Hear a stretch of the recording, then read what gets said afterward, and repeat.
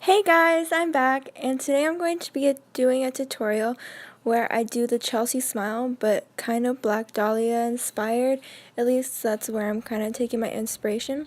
So I'm going to start off by using the Manny MUA Makeup Geek collab palette, and I'm going to be grabbing the darkest color in there, which is kind of a dark gray, and I'm just going to be messing up my makeup.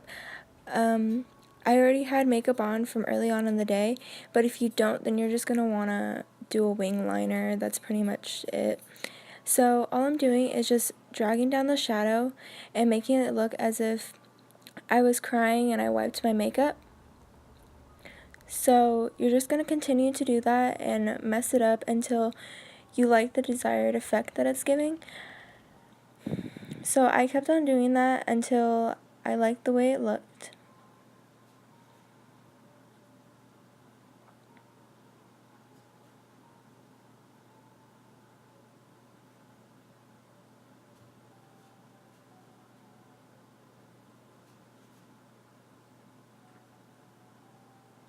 Then I repeat the same step on the other side.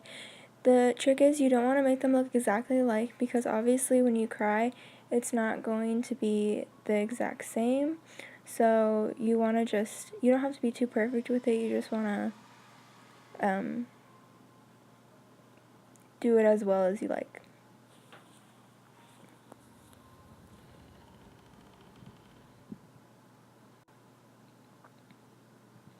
Okay, so the next thing I'm doing is taking a slightly darker grayish color. It was kind of a black color, but it wasn't as opaque as I'd like it, so yeah, it just kind of looked more like a dark gray. And all I'm doing is just trying to smudge the liner that I'm wearing to make it look like I rubbed it. And then I'm just placing that into my waterline to give it a darker effect.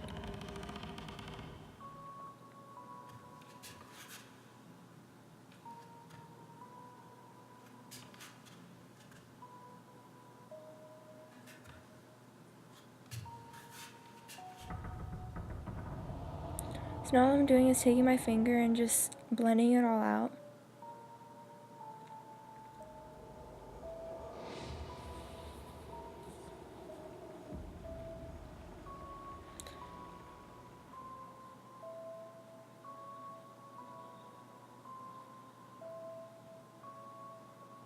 So the next thing I'm doing is taking third degree, and basically there's an A part and a B part, and you don't want to cross-contaminate them because then it'll completely mess them up. So all I did was I took A first. I forgot to show you, but I show you just now, so there you go. So since this part's kind of irrelevant, I just sped it up. All I'm doing is taking part A and B and mixing them together, but not in the jars, on a little palette thing.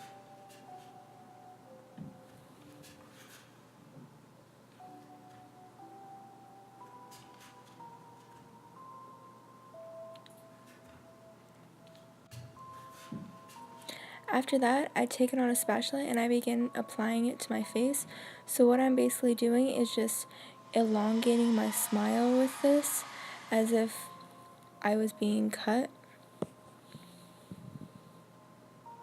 So there isn't really any certain way you have to do it. You just kind of mess around with it until you like the way it looks. But you're basically just starting from the corner of your mouth and extending it out as far as you'd like it. I kind of stopped a little bit past half of my face. And then you take the end of the spatula and you start making holes in it. Right now, I grabbed the spatula and I started just making some texture, because your face isn't going to be completely smooth when it's cut. There is going to be some texture. And then I continue to do that and adding more layers to thicken it up. And I just keep on repeating the same steps until I like the way it looks.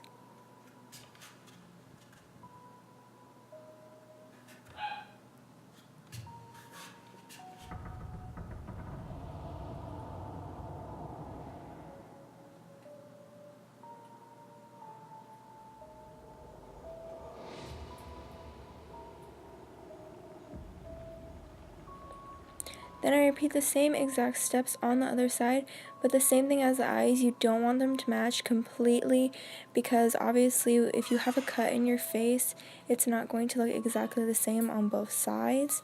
Also, I'd like to apologize for how weird my lighting is. It's kind of bright, and you are going to notice that the lighting is going to be changing on and off in this video, and I'm not really sure why, but yeah. But all I'm basically doing is just repeating the same thing I did on the other side, but obviously not making it look exactly the same.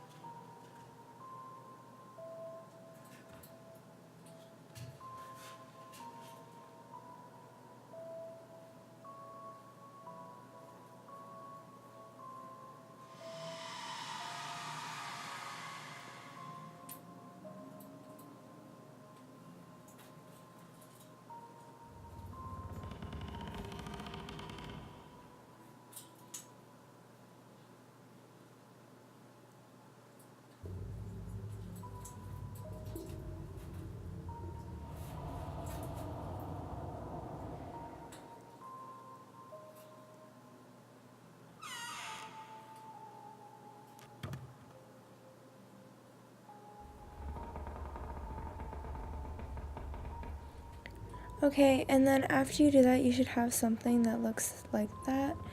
I just kept on going back and forth until I really liked the way it looked because I was having some issues with the way it was turning out.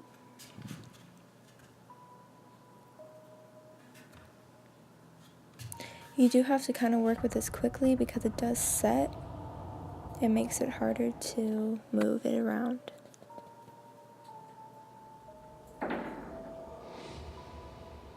I kind of took a spoon and just took away the excess.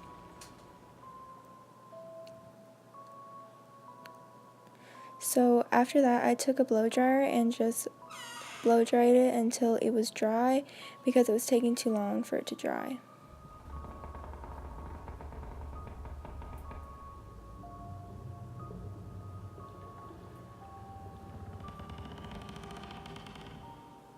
You want to make sure that it's not sticky because if you touch any kind of brush to it, then it will destroy your brush.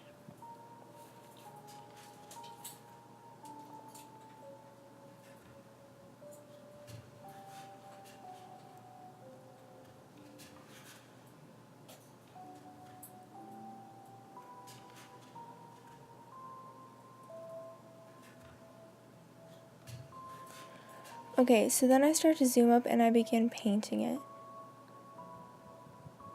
So the first thing, I don't mean painting, I mean setting it. I took Ben Nye Neutral Set and I just took a little powder thing and set it.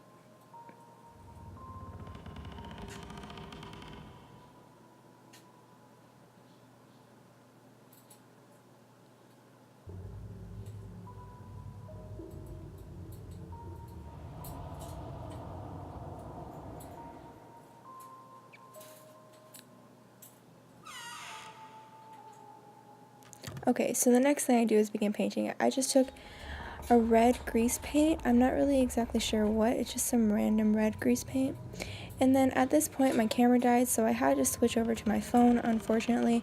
And this is where the lighting gets all weird, but all I'm doing is just continuing with that bright red grease paint. I'm adding it to the sides to give it some depth.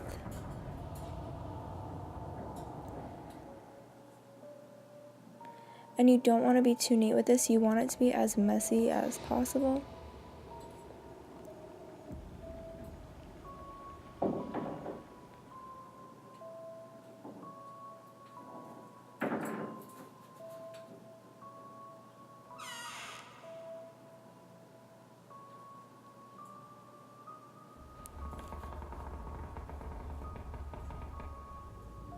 After that, I took a darker red and I started to bring that in to give it a lot more depth. That would give it more of a deeper effect. Then I started taking the darker red and adding irritation around the wound, because when you get an actual cut, it's not going to be just your face. There is going to be irritation. It's going to be red, but make sure the irritation is scattered, because it's not just going to be in that one area. You don't want it to be perfect. And then you do the same thing on the other side and make sure that they don't look the same, because irritation isn't going to be the same on both sides.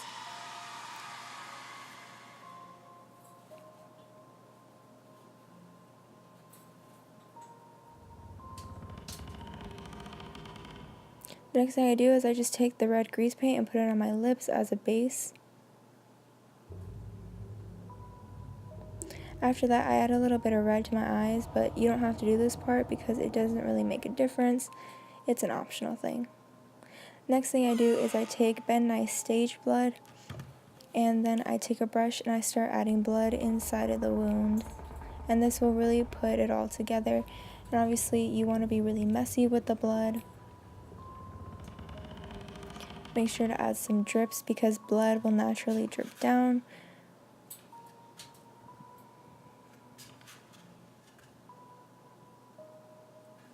You can do as much blood as you want. I wanted mine to be really, really gory, but obviously if you don't want to do that, you do not have to. That's just personal preference.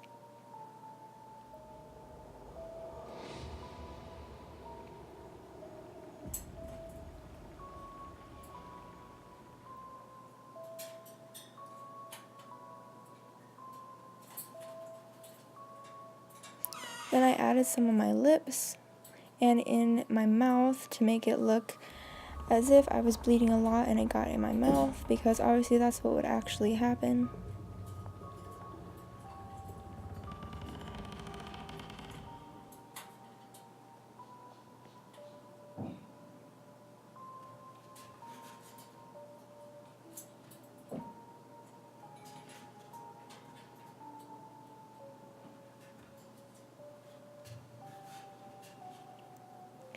After that, I grabbed a stippling sponge and I started stippling blood all over the mouth area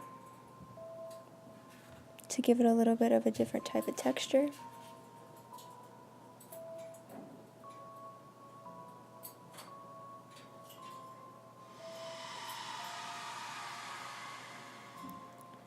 And that's pretty much the finished look.